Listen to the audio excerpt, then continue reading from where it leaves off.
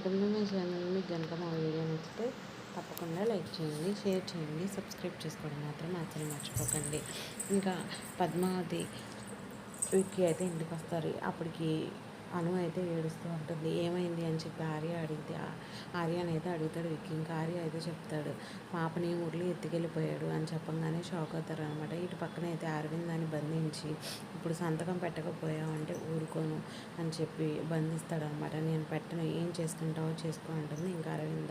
ఇంతలోకి అయితే ఇదిగో పాపని నువ్వు కనుక సంతకం పెట్టకపోయావంటే పాపని కింద పడేసి చంపేస్తాను నీ కళ్ళ ముందే అని అంటాడు. ఇంకా వద్దు వద్దు అని చెప్పి అరవింద్ అయితే సంతకం పెట్టడానికి సిద్ధమవుతుందనమాట. ఇంతలోకి అరవింద సంతకం పెట్టకుండా విక్కీ అయితే వచ్చి మురళిని కొడతాడనమాట. కొట్టి ఇంకా పద్మావతి అయితే కూడా వస్తుంది. పద్మావతి ఏమో ధైర్యంగా అరవింద పక్కన నిల్చుంటుంది. నేను వచ్చేసాను అక్క అని చెప్పి అంటాడు.